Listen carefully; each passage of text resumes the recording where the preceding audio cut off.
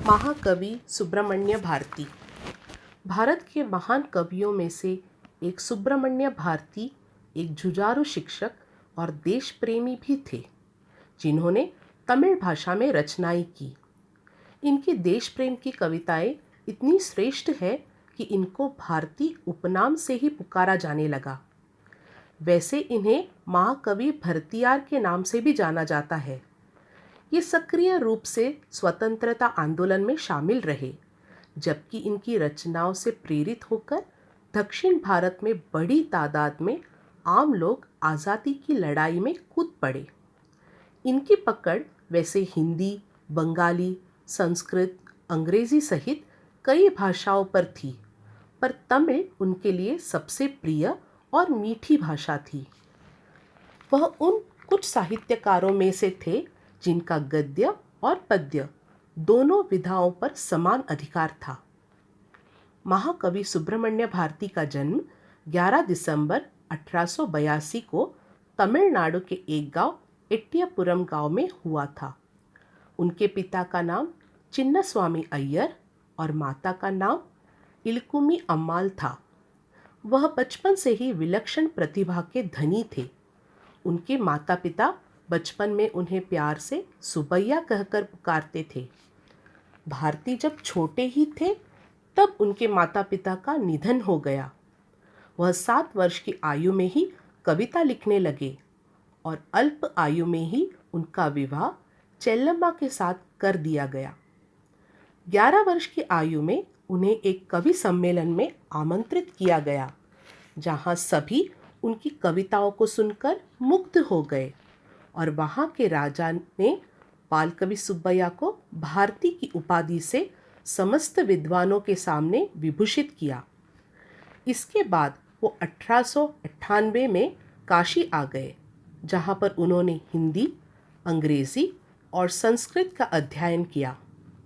काशी में ही उन्हें राष्ट्रीय चेतना की शिक्षा मिली, जो आगे चलकर उनके काव्य का मुख्य स्वर बन गई। बाद के दिनों में भारती के ज्ञान के महत्व को समझा और पत्रकारिता के क्षेत्र में उन्होंने काफ़ी दिलचस्पी ली। इस दौरान वह कई समाचार पत्रों के प्रकाशन और संपादन से जुड़े रहे। उन्होंने अपने समाचार पत्रों में व्यंग्यात्मक राजनीतिक कार्टून का प्रकाशन भी शुरू किया था। भारती के मन में देश सेवा और साहित्य सेवा की लगन थी।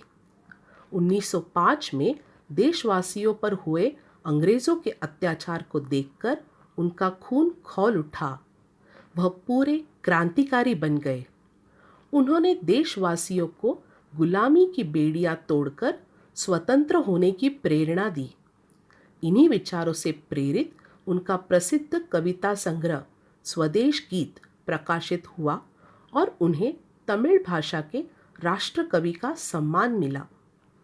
इसके बाद भारती पांडिचेरी चले गए और कई समाचार पत्रों के प्रकाशन और संपादन से जुड़े रहे। इस दौरान वह गरम दल के कई प्रमुख नेताओं के संपर्क में भी रहे। उन्होंने संगीत के क्षेत्र में काफ़ी काम किया। उनके कुछ गीत अभी भी कर्नाटकी संगीत कॉन्सर्ट में बेहद लोकप्रिय है। 1918 में भारतीय जब ब्रिटिश भारत में लौट आए तो उन्हें तुरंत गिरफ्तार कर लिया गया। वे कुछ दिनों तक जेल में रखे गए। लगातार जेल में रहने की वजह से वह बीमार रहने लगे। उसी दौरान जिस हाथी को वह रोज़ खाना खिलाते थे, उसी ने उन्हें कुचल दिया, जिसके कुछ दिनों बाद 12 सितंबर 1921 को उनकी मृत्यु हो गई। वह 40 साल से भी कम समय तक जीवित रहे। इतने कम समय में उन्होंने काफ़ी काम किया और उनकी रचनाओं की लोकप्रियता ने उन्हें सदा सदा के लिए अमर बना दिया। भारती का प्रिय गाना बंकिम चंद्र का वंदे मातरम था। उन्होंने गद्य और पद्य की लगभग 400 रचनाओं का सृजन किया। उन्होंने स्वदेश मित्रम, चक्रवर्तिनी, इंडिया, सूर्योदयम, कर्मयोगी आदि तमिल पत्रों तथा बाल भारत नामक अंग्रेजी साप्ताहिक के संपादन में भी सहयोग किया।